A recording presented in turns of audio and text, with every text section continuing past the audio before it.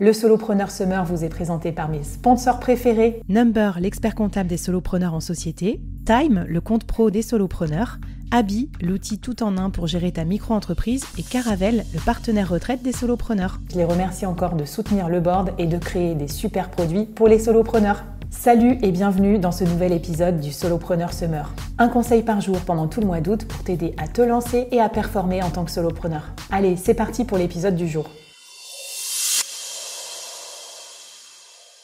Aujourd'hui, on va regarder comment créer de la valeur à long terme en créant 8 actifs clés pour ton solo business. C'est ce que j'appelle les assets. Et ça, c'est des éléments qui vont faire gagner de la valeur à ton solo business au fur et à mesure du temps et qui vont t'aider à facturer plus cher, à gagner plus d'argent et à développer la scalabilité de ton modèle. Donc dans cet épisode, on va se focaliser sur un point important de ma méthodologie pour les solopreneurs, c'est faire un focus sur la construction du capital plutôt que sur le travail. Le travail, c'est quand tu fais des missions clients en freelance, par exemple. À chaque fois que ta mission se termine, tu dois tout recommencer avec le client d'après. Le capital, c'est construire des assets, des actifs qui, au fur et à mesure du temps, vont prendre de la valeur et vont t'aider à gagner encore plus en tant que solopreneur. Alors, quels sont les 8 assets que je te conseille de construire ? Premier asset, c'est une méthode signature. Ça, j'y tiens énormément. C'est ton expertise est suffisamment pointue pour se démarquer sur le marché, qui reflète cette expertise et qui soit ta propriété intellectuelle. Comme ça, on te choisira toi et pas un autre pour ta méthode signature. Par exemple, pour moi, ma méthode signature, c'est les 4 piliers de la scalabilité. C'est une méthode qui permet de faire scaler n'importe quel business model de solopreneur et que j'ai mis 3 ans à développer, mais qui aujourd'hui a fait ses preuves. Et donc, on va venir acheter la méthode plutôt que Flavie quand on va rejoindre l'incubateur solopreneur. Deuxième asset, c'est un média. Bon, tu te doutes qu'en tant que podcasteuse, j'allais te parler de la création de médias. Moi, j'ai créé par exemple le board et c'est mon actif le plus précieux de mon entreprise aujourd'hui. Parce qu'un média, ça fait monter ton expertise perçue, donc ça fait monter la valeur et les prix de toutes tes offres. Ça te permet de rester top of mind de tes clients. Ça te permet aussi de t'apporter des clients sur un plateau et ça peut même te rapporter de l'argent si par exemple tu monétises avec des sponsors ou avec des ventes de produits. Troisième actif à construire, la communauté. Que ce soit sur les réseaux sociaux, sur ta newsletter, sur ton podcast ou une communauté en vrai, par exemple si tu organises des apéros, des after-work dans ta ville, avoir une audience fidèle, c'est un asset incroyable pour une entreprise parce que c'est ton futur réservoir de clients, ton futur vivier de clients. Donc tu les as sous la main, tu peux leur proposer tes offres, tu peux créer un lien particulier avec eux pour les garder aussi en tant que clients fidèles. Donc ça, c'est super important. Et finalement, aujourd'hui, le plus dur, c'est pas de créer un produit, c'est de construire une communauté de clients potentiels pour ton produit. Donc une fois que tu as la communauté, tu vas pouvoir réfléchir à créer le bon produit pour elle.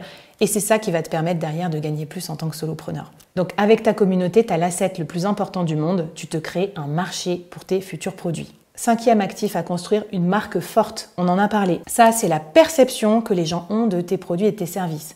Forcément, s'ils ont la perception d'une grosse expertise, ils vont payer plus cher tes services. C'est ce qui permet aussi, bien sûr, de te différencier de tes concurrents. Et donc, si tu cherches à construire un solo business qui a une valeur long terme, je te préconise d'investir pas mal sur ta marque et au lieu de t'appeler nom, prénom, comme par exemple, moi, j'aurais pu développer mes services sous le nom Flavie Prévost, construire plutôt une marque à part que tu vas pouvoir construire comme une vraie marque d'entreprise, comme par exemple le board. Sixième asset, des systèmes et des procédures. Ça, j'avoue, c'est pas glamour, mais c'est hyper important parce que des systèmes bien huilés vont te permettre d'être plus performant dans les opérations, dans les process quotidiens et donc de gagner du temps et donc de gagner des points de rentabilité et d'éviter de te répéter, mais aussi de pouvoir déléguer à d'autres gens, etc. Donc c'est très précieux pour le côté back-office de ton business. Septième asset, la propriété intellectuelle. On en a parlé un petit peu avec la méthode signature. Ça peut inclure des méthodes signature que tu as développées, ta marque, des créations originales, un vocabulaire spécifique, des concepts que tu as créés, un livre que tu as écrit, même des marques déposées pour différentes classes de produits. Ça, c'est ce qui va rendre ton offre unique et surtout difficile à copier parce qu'elle sera protégée par la propriété intellectuelle. Et le 8e actif à développer, c'est le produit scalable. On en a largement parlé dans les autres épisodes. Donc, construire un bon produit qui génère des revenus récurrents, ça, c'est hyper important pour toi aussi. Bon, alors tu me diras, ça fait peut-être beaucoup d'assets et d'actifs à construire, tout ça, surtout en un été, Flavie. Eh bien, la bonne nouvelle, c'est que tu n'as pas besoin de construire tout d'un coup. Tu peux te lancer et faire comme moi, construire tes actifs petit à petit. Déjà, certains assets sont plus importants que d'autres. Par exemple, je dirais qu'avoir un média ou une communauté, c'est peut-être plus important que d'avoir une méthode signature au début. Ensuite, tu verras que certains vont se renforcer mutuellement. Un peu comme selon ma stratégie des 4 piliers. Parce que moi, j'aurais pu mettre énormément d'efforts à créer une communauté sans médias, mais grâce aux médias, à la parution d'épisodes toutes les semaines, ça a été très facile de réunir une communauté autour de moi, des freelances et de solopreneurs qui écoutent le board.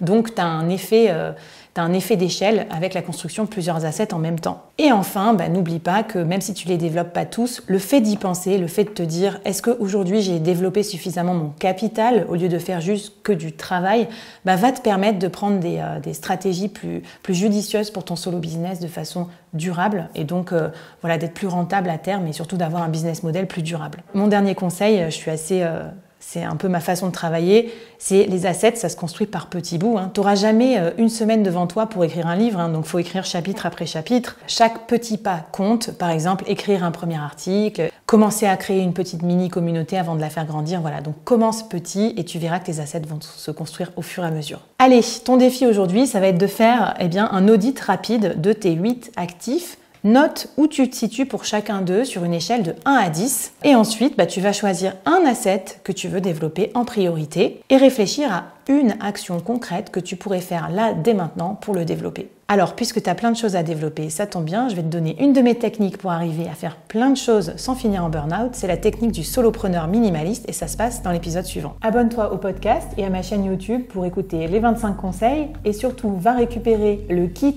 du solopreneur à succès sur mon site leboard.fr/solopreneursummer.